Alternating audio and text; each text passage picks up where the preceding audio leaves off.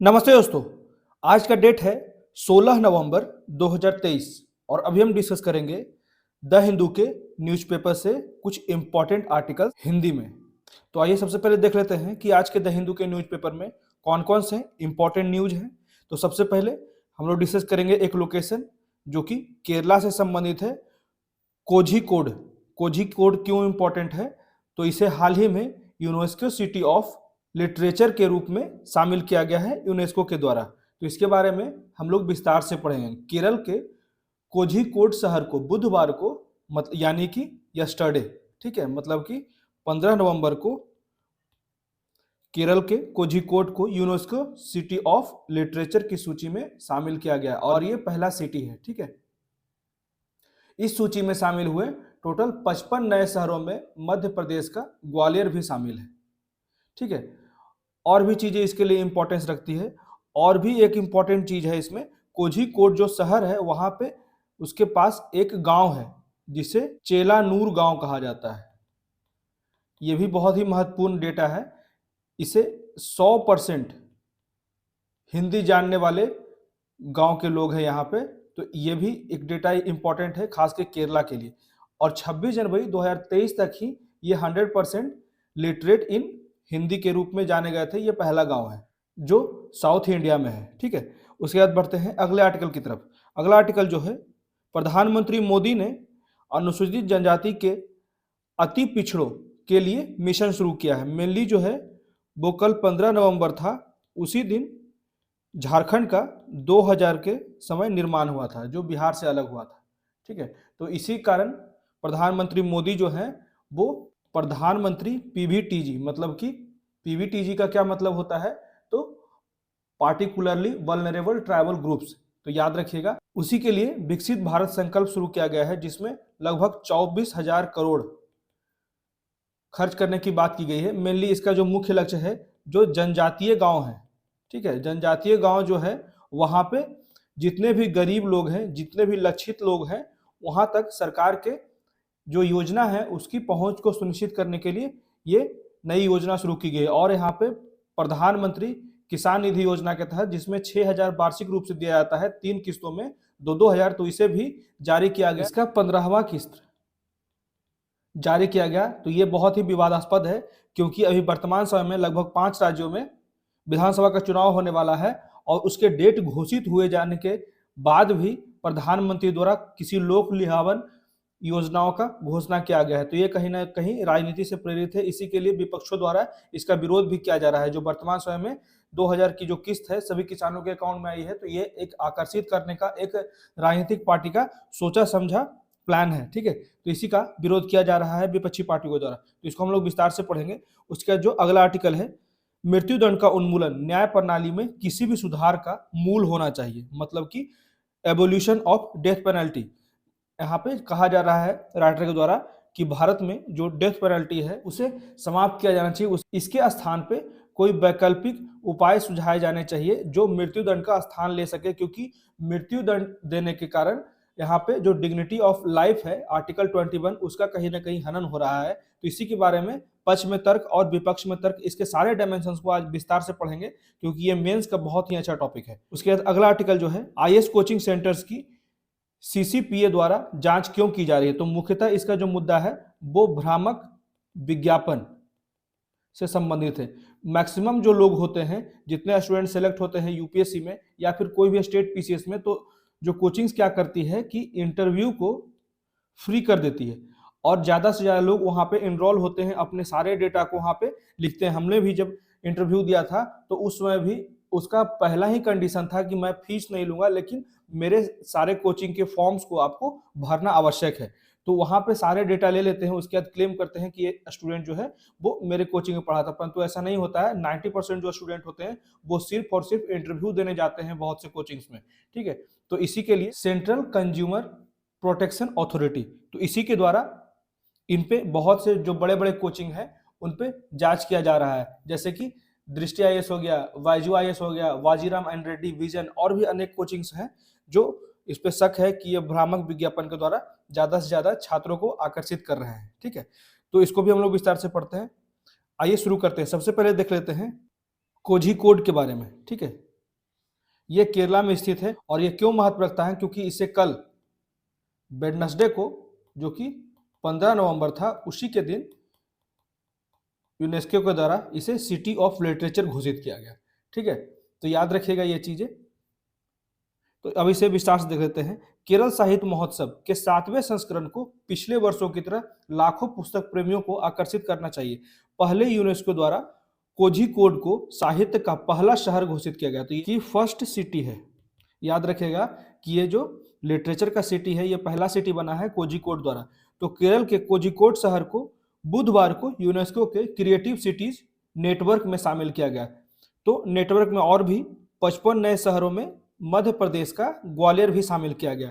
इन शहरों को 7 रचनात्मक क्षेत्रों जैसे शिल्प, लोक कला, डिजाइन, फिल्म, गैस्ट्रोनॉमी, साहित्य, मीडिया कला और संगीत का प्रतिनिधित्व करने के लिए चुना गया। तो 2 शहर जो हैं बहुत ही इंपॉर्टेंस रख रहे हैं, एक कोझिकोड जो कि साहित्य के संबंध में जिन्हें पुरस्कार मिला, और ग्वालियर जिसको संगीत की श्रेणी में पुरस्कार दिया गया। तो ये दोनों याद रखिएगा, कोझिकोड जो कि केरल से है और ग्वालियर जो कि एमपी से है, ये दोनों याद रखिएगा।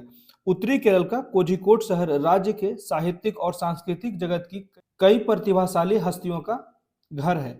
शहर जहां कई प्रमुख मीडिया घरानों का मुख्यालय है। इसमें सैकड़ों प्रकाशन बैनर और कई पुस्तकालय भी उपलब्ध हैं।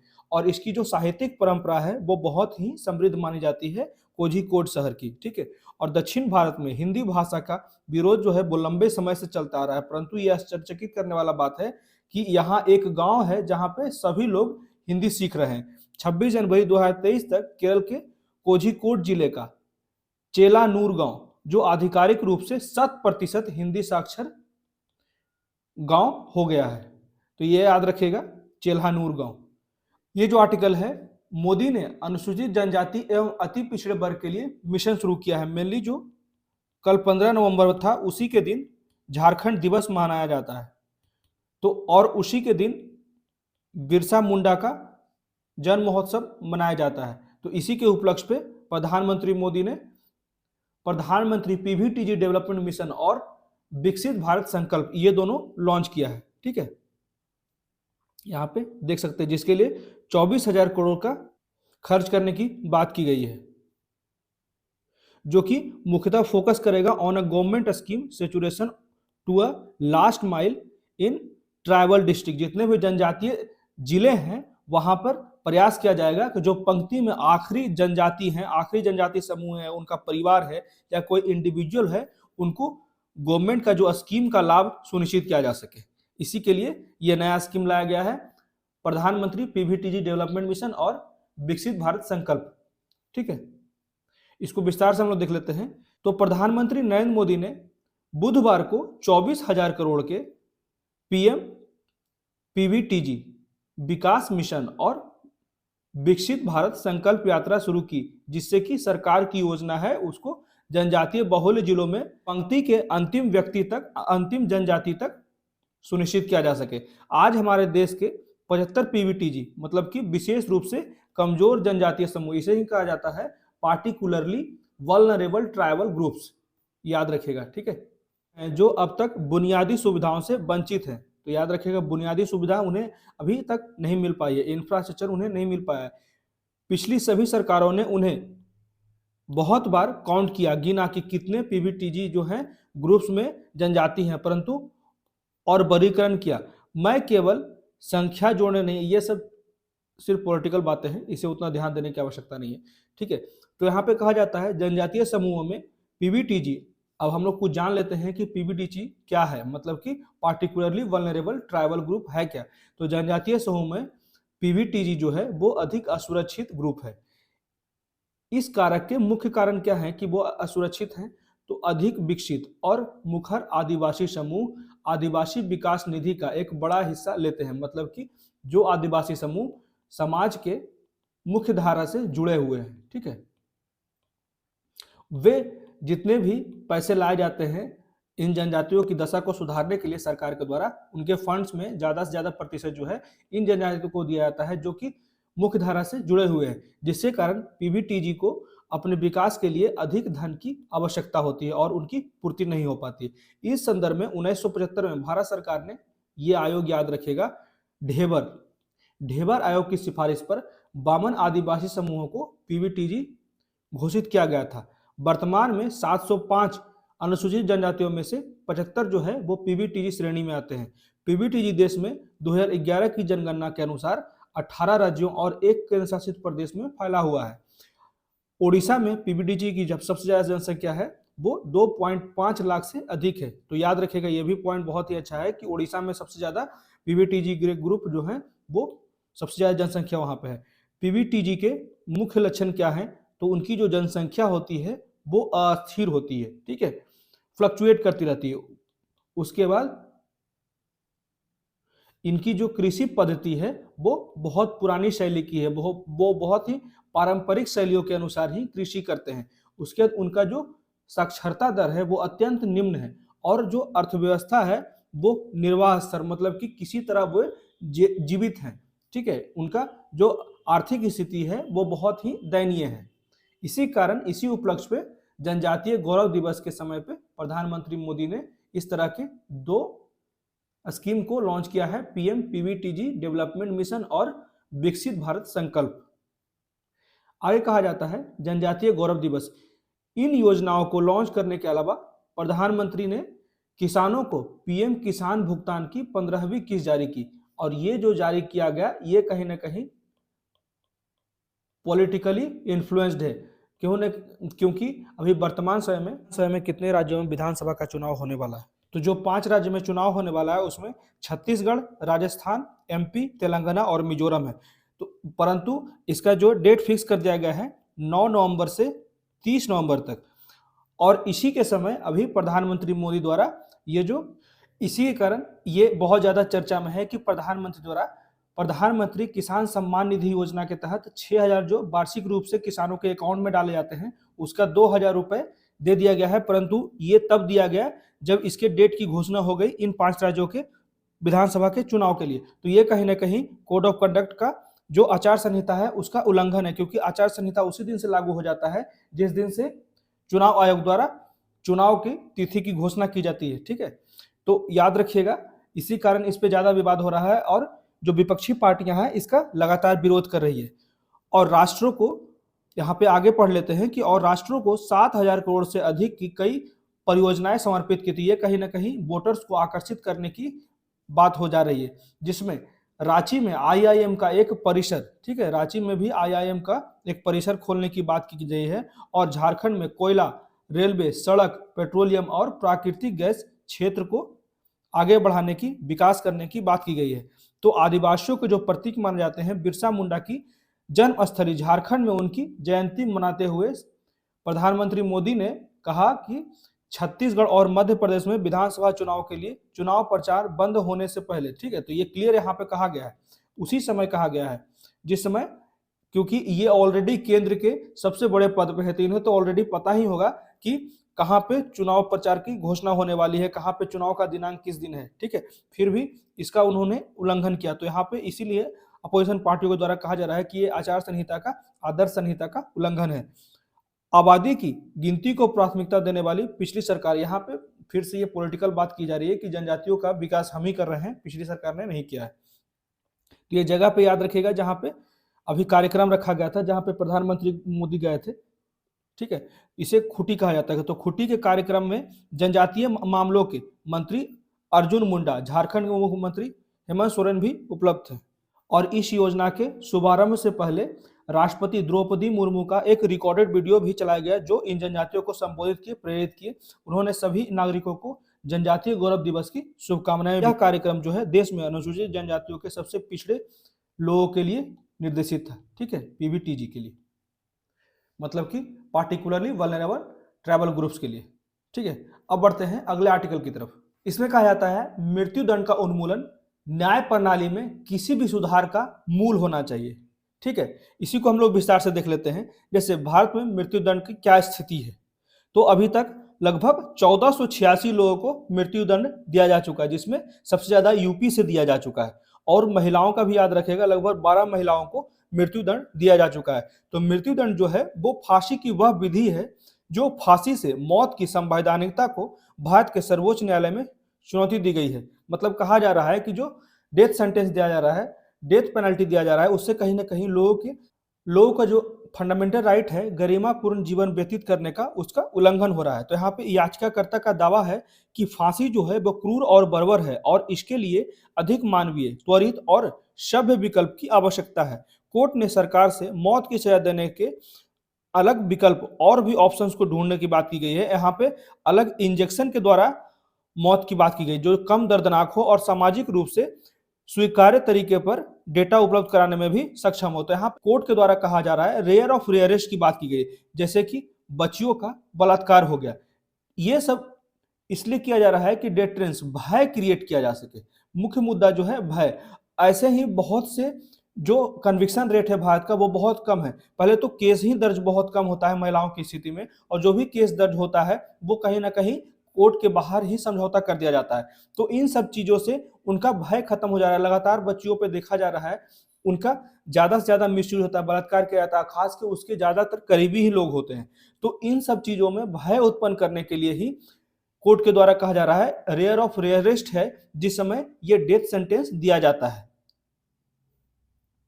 आगे कहा जाता है भारत में मौत की सजा देने का जो वर्तमान तरीका है वो किसी भी व्यक्ति को जिसे मौत की सजा सुना दी गई है न्यायालय के द्वारा उसे गर्दन से लटकाया जाता है जब तक कि उसकी मृत्यु ना हो जाए। इसे जेल में सरकार द्वारा नियुक्त जल्लाद द्वारा अंजाम दिया जाता है। तो इस्तेमाल में की गई विधि वही है जो ब्रिटिश औपनिवेशिक शासन के दौरान थी और तब से निष्पादन के तरीके में कोई भी बदलाव नहीं किया गया है। तो यहाँ दो बातें कहा गया है। नेशनल लॉ यूनिवर्सिटी नई दिल्ली के एक वकालत समूह ने कहा प्रोजेक्ट 39A द्वारा प्रकाशित वार्षिक मौत की सजा जो है वो रिपोर्ट के अनुसार 2022 में भारतीय अदालतों ने रिकॉर्ड 165 मौत की सजा सुनाई है जो 10 दशकों में सबसे अधिक है। तो ये भी डेटा याद रखिएगा, जो अभी तक डेथ पेनल्टी दी गई है 2022 में खासकर लगभग 165 दी गई है। तो इसमें एक बात और देखने की है कि सुप्रीम कोर्ट ने आखिरी बार 4 दशक पहले सितंबर 1983 में फांसी की संवैधानिकता पर विचार किया था और उसे बरकरार, यहाँ पे क्लियर है कि उसे बरकरार रखने की बात की गई थी दीना बनाम भारत संघ के मामले में। भारत के विधि आयोग ने भी अपनी 2003 की रिपोर्ट के मतलब 187वीं रिपोर्ट में कहा था कि फांसी की सजा की संवैधानिक असंभवता को मान्यता दी है और आग्रह किया गया है कि भारत को इसके बजाय घातक इंजेक्शनों का उपयोग करना चाहिए। ये 2003 में विधि आयोग के द्वारा रिपोर्ट दिया गया था कि जो मृत्यु दंड दिया जाता है उसके जगह पे कोई घातक इंजेक्शन का भी उपयोग किया जाए जिससे कि जो मृत्यु का क्रूर और बर्बर प्रकृति है उससे थोड़ा कम घातक बनाया जा सके। आगे कहा जाता है कि मृत्यु दंड के क्रियान्वयन पर भारत के सर्वोच्च न्यायालय द्वारा क्या टिप्पणियां की गई है। तो मौत की सजा केवल दुर्लभता मतलब रेयर ऑफ रेयरेस्ट दुर्लभतम मामलों में ही दी जानी चाहिए जहां अपराध क्रूर, जघन्य और बर्बर हो। उदाहरण के लिए निर्भया सामूहिक बलात्कार और हत्या के मामले में सुप्रीम कोर्ट ने 4 दोषियों के लिए मौत की सजा बरकरार रखी, यह देखते हुए कि यह दुर्लभतम से दुर्लभतम का मामला है, मतलब कि रेयर ऑफ रेयरेस्ट का मामला है। इसमें कहा जाता है कि जीवन का अधिकार एक मौलिक अधिकार है और अदालतों को इस तरह से कानून की व्याख्या करनी चाहिए कि इस अधिकार की रक्षा की जा सके। इसी के लिए एक मामला है जिसमें सुप्रीम कोर्ट ने यहाँ पे सजाए मौत को कम कर दिया। तो मोहम्मद आरिफ अशफाक बनाम रजिस्ट्रार के मामले में भारत का सर्वोच्च न्यायालय ने 2000 के लाल किले पर हमले में शामिल होने वाले दोषी ठहराए गए एक व्यक्ति की मौत की सजा को यह कहते हुए कम कर दिया कि उसे अपराध से जोड़े जाने वाला कोई भी प्रत्यक्ष सबूत नहीं मिला है और उसका अधिकार सुनिश्चित करने के लिए ये चीजें किया गया है। इसी के लिए निष्पक्ष सुनवाई का उल्लंघन न हो, इसके लिए ही उसका सजा को कम किया गया। आगे भी कहा जाता है मृत्युदंड देने का निर्णय लेते समय अदालतों को उम्र, मानसिक बीमारी और सामाजिक आर्थिक पृष्ठभूमि जैसे कारकों में भी ध्यान रखा गया। जैसे कि संतोष कुमार बनाम महाराष्ट्र राज्य का एक मामला है जिसमें सुप्रीम कोर्ट ने एक व्यक्ति की मौत की सजा को कम कर दिया। एक व्यक्ति को उसकी कम उम्र और आपराधिक इतिहास की कमी का हवाला देते हुए एक परिवार के 6 सदस्यों की हत्या का दोषी ठहराया गया, परंतु उसको मौत की सजा नहीं दी गई। मौत की सजा का निष्पादन स्थापित प्रोटोकॉल और दिशा निर्देश के अनुसार मानवीय तरीकों से किया जाना चाहिए, जिसमें शत्रुघ्न चौहान बनाम भारत संघ के मामले को भी दर्शाया गया है। जैसे कि सुप्रीम कोर्ट ने निष्पादन के लिए दिशा निर्देश निर्धारित किया जिसमें आवश्यकता भी शामिल है कि गरिमापूर्ण और पेशेवर दृष्टिकोण और निंदा किए गए कैदी को पर्याप्त चिकित्सा सुविधाएं का भी प्रावधान दिया गया है। आगे कहा जाता है जैसे कि इसी में बात आगे बढ़ाया जाता है कि निष्पक्ष सुनवाई का महत्व। जैसे M.A. एंटनी बनाम केरल सरकार का एक मामला है जिसमें न्यायालय ने कहा कि अस्पष्ट या सामान्य अपराधों के आधार पर मौत की सजा नहीं दी जा सकती और अभियोजन पक्ष को मामले को उचित संदेश से परे साबित करना होगा। न्यायिक समीक्षा की आवश्यकता है। ये बहुत ही इंपॉर्टेंट मामला है, ठीक है, जिसमें जुडिशियल रिव्यू की बात की गई है। बच्चन सिंह बनाम पंजाब राज्य जो 1980 का मामला है, जिसमें न्यायालय ने कहा कि मृत्युदंड देना न्यायिक समीक्षा की कठोर प्रक्रिया के अधीन होना चाहिए और अदालतों को दोनों गंभीर पहलुओं पर विचार करना चाहिए, जैसे कि दोनों पक्ष के पहलुओं पर सभी डायमेंशन को अच्छे तरीके से चेक करना चाहिए, क्योंकि ये जीवन का बात है और मामले की परिस्थितियों को कम करना चाहिए। ठीक है, तो यही बातें यहाँ पे लिखी गई है। ये वर्डिक्ट दिया गया है मार्च 2023 में। ठीक है, तो ध्यान रखिएगा। आगे कहा जाता है कि मृत्युदंड के क्रियान्वयन के पक्ष में कौन कौन से तर्क हैं, जैसे कि निवारक प्रभाव। मृत्युदंड भावी अपराधियों के मन में मृत्युदंड का भय पैदा करके उसके लिए एक मजबूत निवारक के रूप में कार्य करता है। प्रतिरोध, मृत्युदंड पीड़ित के परिवार और दोस्तों को बंद करने और प्रतिशोध की भावना प्रदान करता है। उसके बाद लागत प्रभावी, कॉस्ट इफेक्टिव। तो मृत्युदंड जो होता है वो आजीवन कारावास की तुलना में अधिक लागत प्रभावी होता है, क्योंकि यह दीर्घकालिक आवास की आवश्यकताओं को समाप्त कर देता है। उसके बाद न्याय, मृत्युदंड को हत्या, आतंकवाद और देशद्रोह जैसे जघन्य अपराधों के लिए उचित सजा के रूप में देखा जाता है। दोबारा अपराध करने की रोकथाम, तो दोषी अपराधियों को फांसी देने से यह सुनिश्चित होता है कि समाज में डर पैदा होता है कि वहां का एक सही दिशा में लोग किसी नैतिकता को पालन कर सकें। तो वही बात कहा जाता है भविष्य में और अधिक अपराध करने का अवसर न मिल सके, इसी के लिए मृत्युदंड दिया जाता है। उसके बाद सार्वजनिक सुरक्षा, मृत्युदंड समाज से खतरनाक अपराधियों को हटाकर सार्वजनिक सुरक्षा बनाए रखने में भी मदद करता है। कानून के प्रति सम्मान को भी बढ़ाता है। मृत्युदंड यह प्रदर्शित करके कि कानून के शासन के प्रति सम्मान को मजबूत करता है और गंभीर अपराध को बख्शे नहीं जा सकते हैं। ठीक है, इसमें भी आगे कहा जाता है मृत्युदंड के कार्यान्वयन के यहाँ पे उसके पक्ष में था, यहाँ पे विरुद्ध क्या क्या तर्क है। तो निर्दोष लोगों को फांसी देने का जोखिम, जैसे कि कभी कभी क्या होता है कि 5 अपराधी को पुलिस ने गिरफ्तार किया, लेकिन कभी कभी होता है कि उसमें 4 ही लोग संलिप्त थे, एक सिर्फ पास में खड़ा था, उसके कारण भी वहां पे उसे समान रूप से दंड दे दिया जाता है। तो यही बात कहा जाता है कि निर्दोष लोगों को भी फांसी की सजा दी जा सकती है।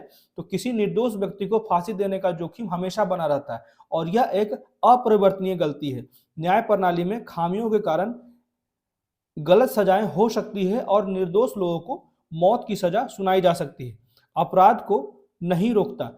आगे कहा जाता है इस बात का कोई निर्णायक सबूत नहीं है कि जो मृत्युदंड दी जाती है उससे लोगों के अंदर डर पैदा हो, क्योंकि देखा जा सकता है लगातार जो खास के बच्चियों और बच्चों से संबंधित अनेक प्रकार के अपराध हो रहे हैं, फिर भी ये अपराध रुकने का नाम नहीं ले रहा। तो ये सबसे बड़ा एग्जाम्पल है जो रेप किए जा रहे हैं खास के छोटी बच्चियों का। ठीक है, तो वो भी कंट्रोल नहीं हो रहा है। इसी के लिए यहाँ पे कहा जा रहा है कि इस भय से अपराध भी कम नहीं होता है। उसके बाद भेदभावपूर्ण अनुप्रयोग, मृत्युदंड उन लोगों पर असमान रूप से लागू होता है जो गरीब हैं, मानसिक रूप से बीमार हैं या नक्सलीय और जातीय अल्पसंख्यक के सदस्य हैं। इससे कानून के तहत निष्पक्षता और समान व्यवहार के बारे में गंभीर चिंताएं उत्पन्न हो जाती है। मतलब कहा जाता है ऐसे बहुत से लोग होते हैं जिसे मृत्युदंड दिया जाता है जो इन समुदाय से शामिल होते हैं, या तो वो गरीब होते हैं या फिर मानसिक रूप से बीमार या किसी निश्चित जाति या समुदाय के हैं जिसे सप्रेस किया जाता है।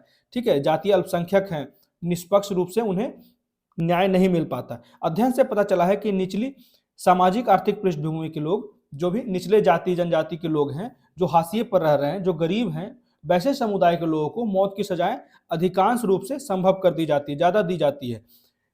लेकिन ऐसा नहीं होता है। ठीक है, न्यायालय किसी भी जाति धर्म से ऊपर है और ये हर एक पृष्ठभूमि को अच्छे तरीके से समीक्षा करता है। मनमाना आवेदन, तो मृत्युदंड के आवेदन में निरंतरता की कमी, कुछ दोषियों को समान अपराधों के लिए भी मौत की सजा दे दी जाती है, जबकि अन्य को जो उसी तरह का प्रकृति का सजा किया है उसे कम सजा दी जाती है। तो यहाँ पे असमानता दिख रहा है। आगे कहा जाता है कि भारत में महंगा मृत्युदंड की सुनवाई और उसके बाद की अपील की लागत किसी को जीवन भर जेल में रखने की लागत से बहुत अधिक है। इसके कारण जटिल कानूनी प्रक्रिया और विशेष वकील और विशेषज्ञों की आवश्यकता होती है। मानवाधिकार का उल्लंघन, मृत्युदंड जो होता है वो जीवन के अधिकार का उल्लंघन होता है। यही बात पिटिशनर जो PIL डाला जा रहा है, यही बात उठा रहे हैं कि जो मृत्युदंड है वो जीवन के गरिमापूर्ण जीवन का जो अधिकार है आर्टिकल 21 में, उसका उल्लंघन हो रहा है, जैसा कि कई अंतर्राष्ट्रीय मानवाधिकार संधियों द्वारा मान्यता दी गई। इसे क्रूर और अमानवीय और अपमानजनक सजा भी माना जाता है। पुनर्वास की संभावना, कुछ अपराधी विशेषकर वे जो युवा अवस्था में अपराध करते हैं, सुधार करने और उत्पादक प्रोडक्टिव जीवन बिताने के लिए सक्षम हो सकते हैं, उन्हें सुधार गृह भेजने की आवश्यकता है। मृत्युदंड इन व्यक्तियों को पुनर्वास के अवसर और दूसरे अवसर से वंचित कर देता है। आगे कहा जाता है मृत्युदंड जो होता है वो उपचार या समापन को बढ़ावा नहीं देता है। कुछ लोगों का तर्क है कि मृत्युदंड पीड़ितों के परिवारों को समापन और उपचार प्रदान करता है, लेकिन अध्ययनों से पता चला है कि यह अक्सर बहुत ही कम होता है कि उपचार देता है। इसके बजाय यह मामले को दशकों तक नहीं तो वर्षों तक लोगों की नजरों में रखकर शोक प्रक्रिया को लंबा खींचता रहता है। आगे कहा जाता है मृत्युदंड जो है वो राज्य के नैतिक अधिकार को कमजोर करता है। किसी की जान लेकर राज्य यह संदेश भेजता है कि हत्या समस्याओं को हल करने का एक स्वीकार्य तरीका है।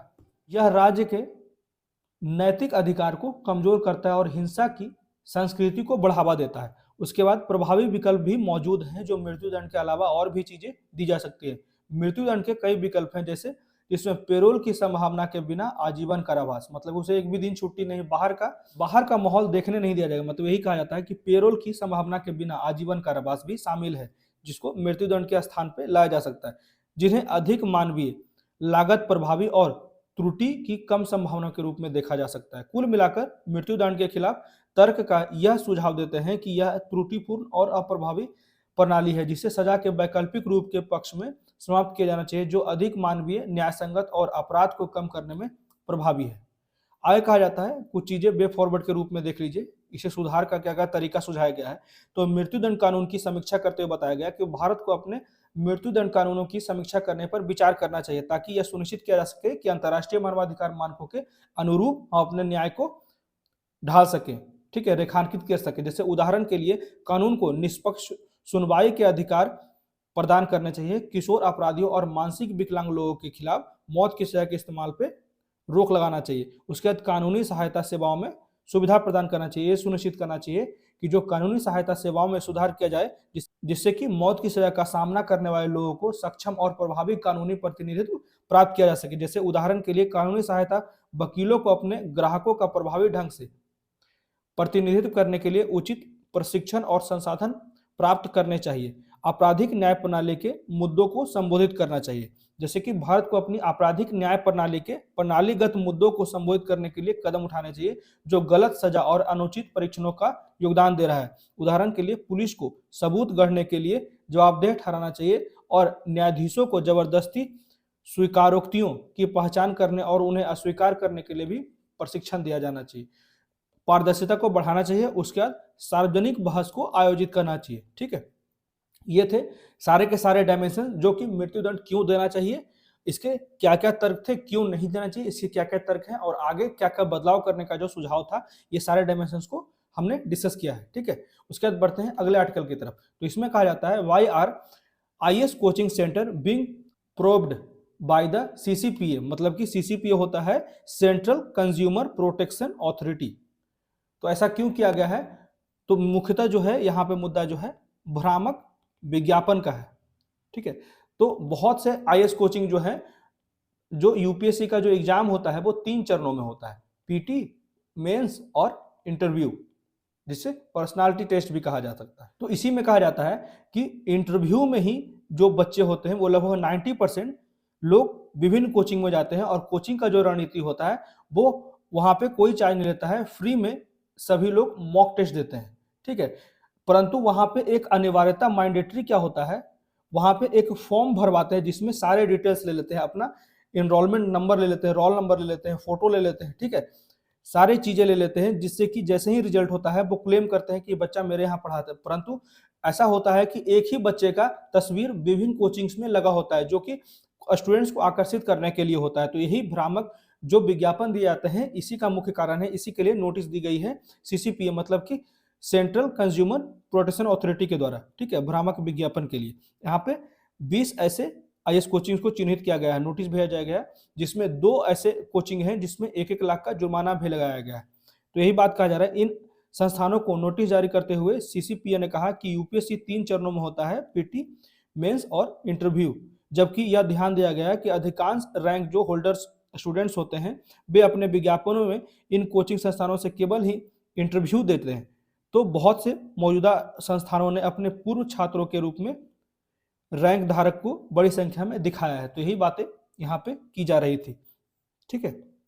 इसी के लिए एक सही गाइडलाइन बनाने की आवश्यकता है, जिससे कि जो बाहर छात्र हैं जो बेहतर कोचिंग की तलाश में जाते हैं बड़े बड़े शहरों में, वहां पे यहाँ पे जैसे एग्जांपल दे जा रहा है, उदाहरण के लिए जैसे खान स्टडी ग्रुप ने दावा किया कि उनका जो अभी इस साल 933 चयनित हुआ है टोटल, उसमें से 682 जो है वो उनकी कोचिंग से हुए हैं सफल। हालांकि इसके प्रस्तुतिकरण से संकेत मिलता है कि 673 छात्रों ने केवल साक्षात्कार दिया था। तो सोचिए कि ये प्रस्तुत किया कि 682 लोग इसके कोचिंग से ही सेलेक्ट हुए हैं, परंतु यहाँ साक्षात्कार भी देने वाले जो इंटरव्यू टोटल दिए थे वो मात्र 673 थे, ठीक है। तो इस तरह का जो डेटा का मिसमैच है, इसी कारण इन पे नोटिस भेजा गया है।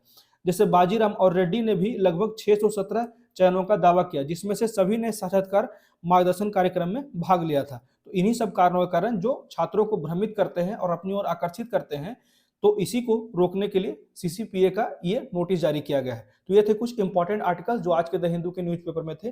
कैसा लगा प्लीज मुझे कमेंट करके बताएं। मेरे वीडियो को ज्यादा से ज्यादा लाइक करें, शेयर करें और मेरे चैनल को सब्सक्राइब करें।